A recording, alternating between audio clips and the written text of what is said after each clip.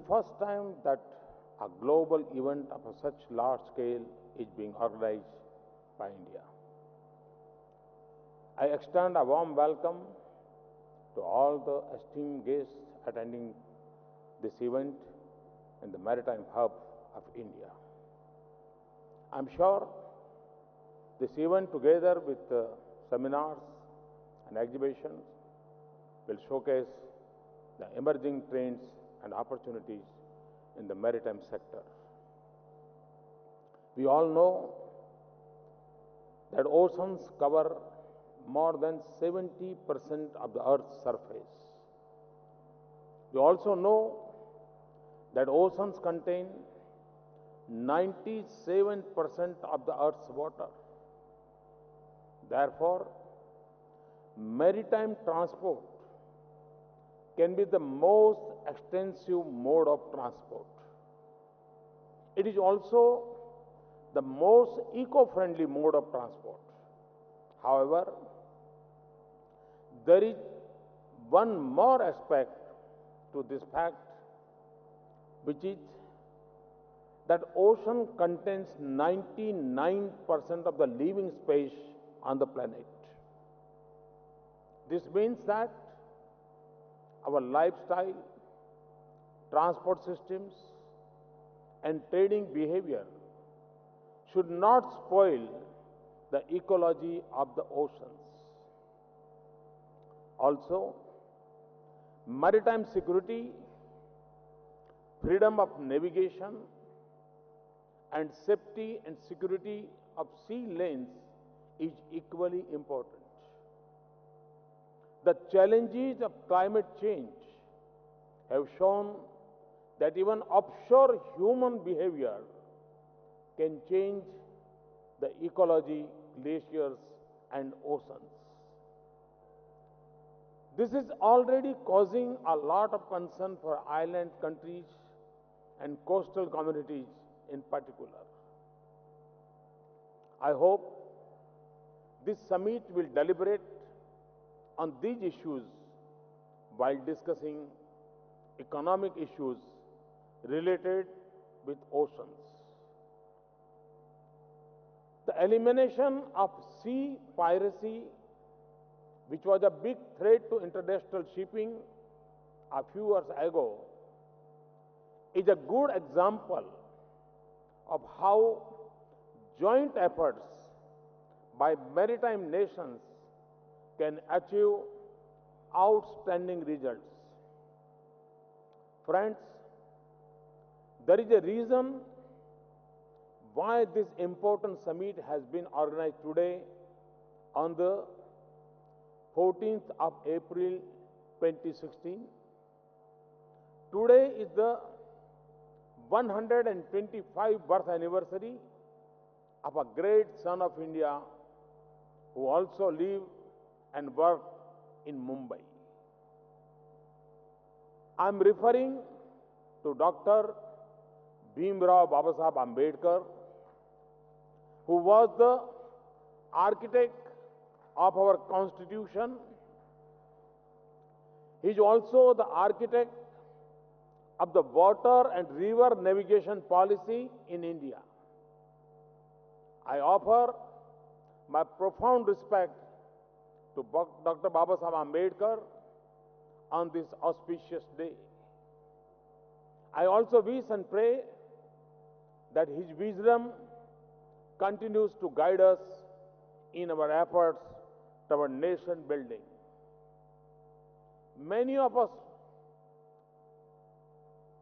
may not know that Babasaheb created two powerful institutions related to water navigation and power. They were the Central Waterways Irrigation and Navigation Commission and the Central Technical Power Board. His observations while setting up these two organizations is a testimony to this great foresight. I quote from his address on 3rd January 1945.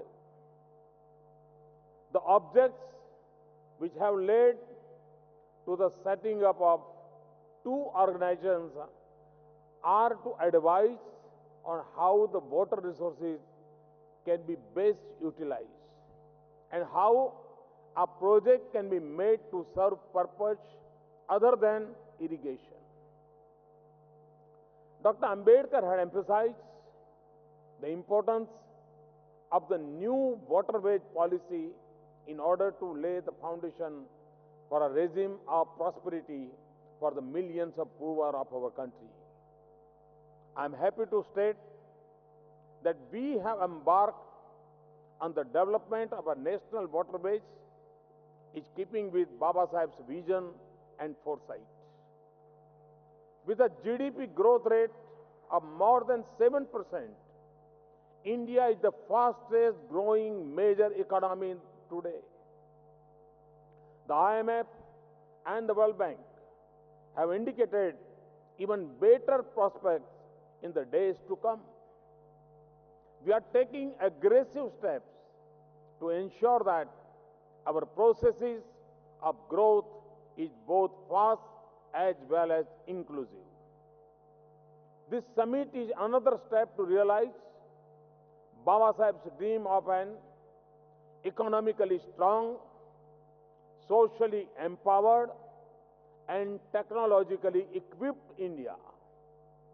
I understand that more than 4,500 dignitaries and delegates from around 40 countries are participating in this summit. I am particularly happy that the Republic of Korea is the partner country for this event. I thank the President of Korea and also the Senior Minister, Mr. Kim Yong-sok, who is present here. Friends, we Indians are inheritors of a glorious maritime heritage. The world's first dock was built at Lothal in Gujarat around 2500 BC during the Harappan civilization. This dock was equipped to berth and service ships. It was built after studying tidal flows. In addition to Lothal, there were also some other Indian ports which were major drivers of global maritime trade 2000 years ago. This included Barigaja, which is today is known as Bharuch in Gujarat, Mujiris, which is today is known as Kondangalur near Cochin in Kerala, Korkai, which is today's Tuticorin, Kaveri Pattanam, which is the Nagapattinam district, Tamil Nadu, and Arikamedu, which is Ariyankudappam district of Puducherry. There are many references in ancient Indian literature and in Greek and Roman works about the vibrant maritime trade of India with Rome, Greece, Egypt, and Arabia. Ancient and medieval Indian traders maintained links with countries in Southeast and East Asia, Africa, Arabia, and Europe. Friends, since my government took over, among other things, we have laid emphasis on building futuristic infrastructure. This includes building next generation infrastructure in many sectors, port, shipping, and maritime infrastructure is prominent among them. It is my government's endeavor to revive and restore India's position of eminence in the global maritime sector.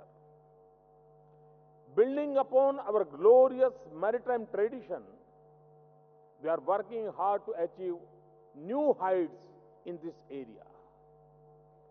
In the very early days of government, we announced the Sagar Mala project. This is aimed at leveraging our long coastline and natural maritime advantage. It also focuses on promoting port-led development, energizing the coastal economy and infrastructure development in these areas. We particularly want to modernize our ports and integrate them with special economic zones, port-based smart cities, industrial parks, warehouses, logistic parks, cold storages, and transport corridors. I must mention that our vast coastline of 7,500 kilometers offers a huge investment opportunity. Apart from the length of the coastline, India's maritime potential also lies in its strategic location on all major shipping highways. In addition, we have an expansive and productive hinterland through which flows a network of mighty rivers. Our maritime agenda will complement this ambitious infrastructure plan for the hinterland which is going on in parallel. I call upon the global business community to partner with us to give shape to a process of port-led development. I'm sure the long coastline of India, along with diverse coastal regions and hard-working coastal communities, can become an engine of growth of India. To enable the growth of the port and related sectors, we have carried out several reforms and taken a number of new initiatives. Under our Make in India approach, we have taken many steps to make India a global manufacturing hub. Recently, Moody's has appreciated the Make in India initiative. We have done a lot of corrections on the front of ease of doing business. We have jumped up 12 ranks in World Bank's ranking.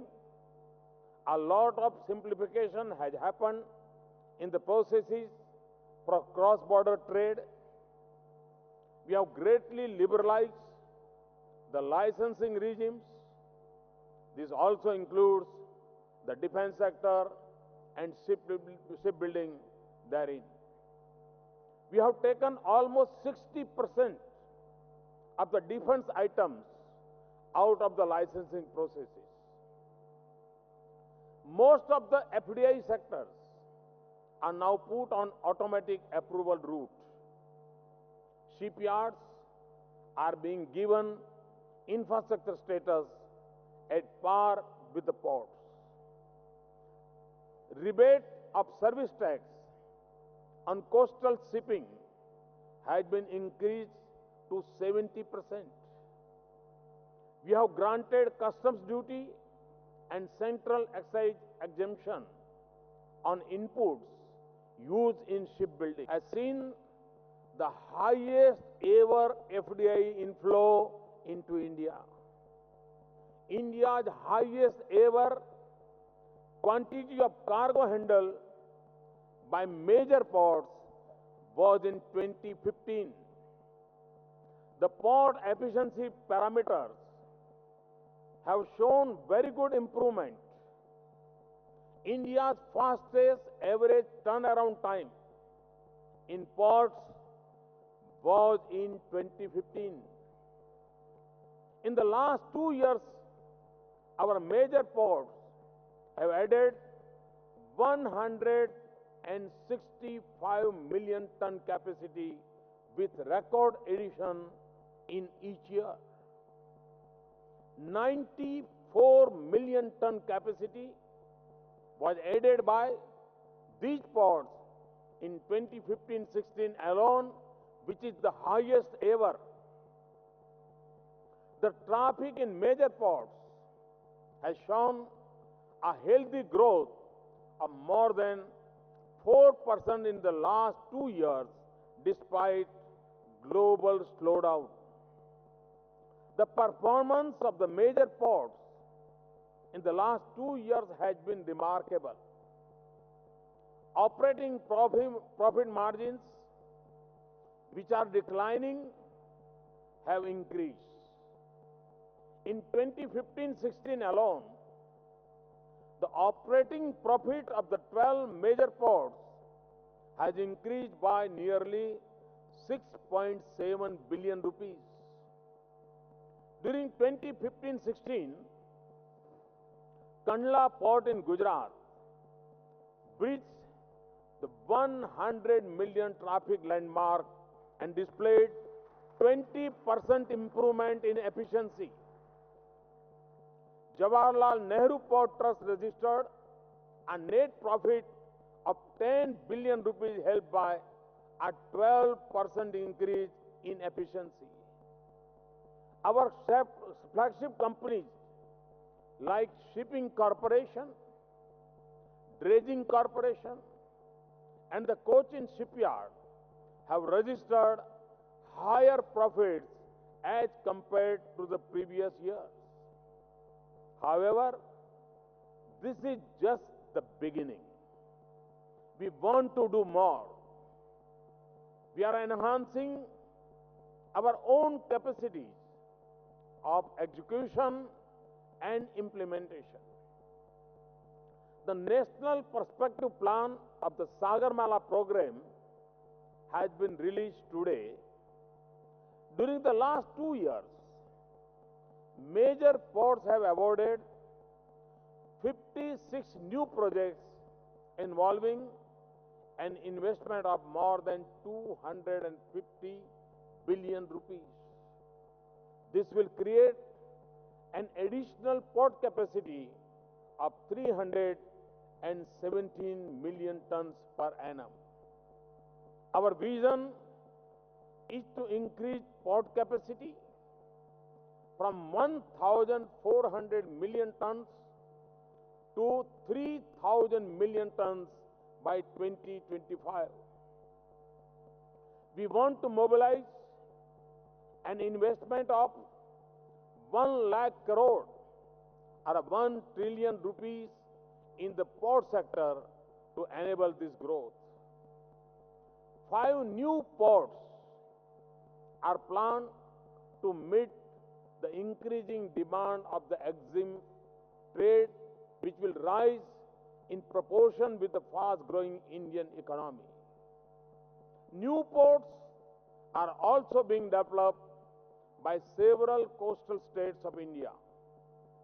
The multiple measures to promote coastal shipping, coupled with the anticipated rise in domestic production of coal, is expected to enhance coastal transportation of coal by at least 4-fold by 2025. We are engaging with our immediate and regional neighbors to promote shipping and maritime security. Recently, India has signed a coastal shipping agreement with Bangladesh, which will be mutually beneficial. India is also engaged in the development of Chabahar port of Iran. A special purpose vehicle by the name India Ports Global Limited has been established to take up maritime projects overseas. I am informed that the Minister of Shipping is showcasing about 250 projects with investment opportunity in the maritime sector. These projects include various infrastructure development opportunities in 12 major ports, projects in 8 maritime states and other agencies. Of these, over 100 projects have been identified under the Sagarmala project. With more than 14,000 kilometers of navigable inland waterways in the country, there is a tremendous potential for development in this sector. My government is committed to integration in infrastructure.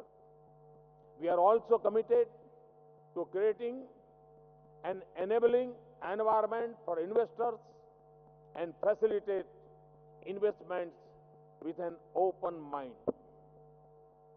Friends, all this is being done to benefit the common man. This is being done to provide employment to our youth. This is particularly being done to empower coastal communities, particularly fishermen. Approximately 18% of India's population lives in 72 coastal districts. It comprises 12% of India's landmass. Therefore, there is a need for holistic and sustainable development of coastal regions and communities, particularly for the fishermen. Development of coastal communities, especially fishermen, requires an integrated approach.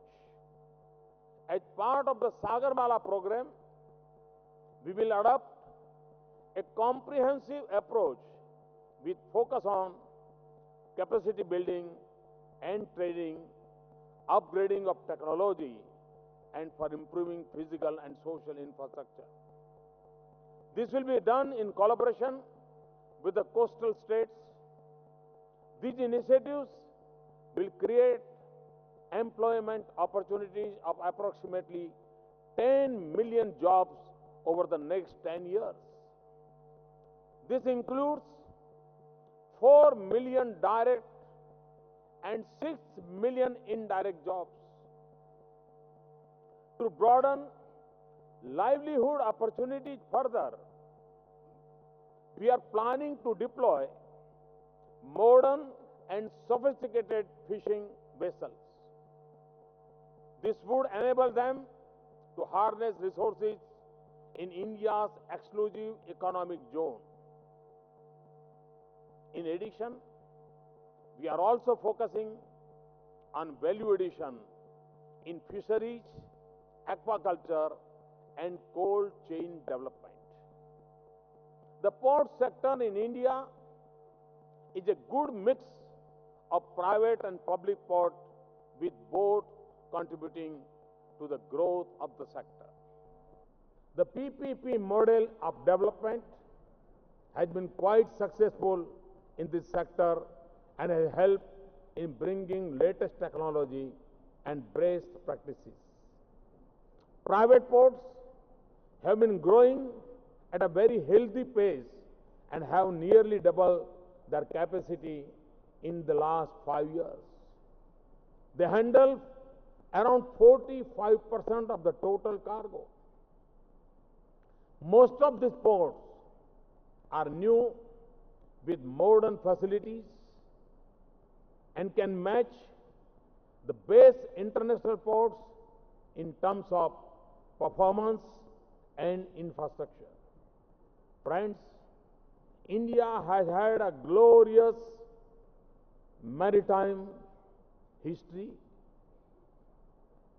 We are on the path of shaping an even better maritime future. The maritime sector not only creates and facilitates economic activities, it also connects countries and civilizations. Moreover, It is the cleanest and cheapest carrier of global trade. Investing in maritime sector is not only investing in one's own future, but in the future of the planet and that of coming generations. However, in this sector, no country can achieve the desired results in isolation. Nations have to collaborate to realize this potential and to overcome challenges in this sector. The objective of this summit is to provide a platform and a forum for such cooperation. To conclude, I would like to say that this is the right time to come to India. It is even better time to come through the sea route.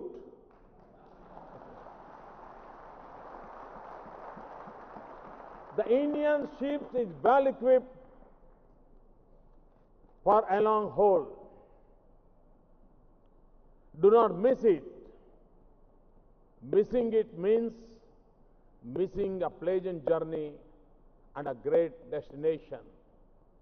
Once you are here, I assure you that I will personally hold your hands to see that your berthing is safe, secure, and satisfactory. At last, I again pay homage to Baba Saheb Ambedkar on 125th birth anniversary. Thank you very much. Thanks a lot.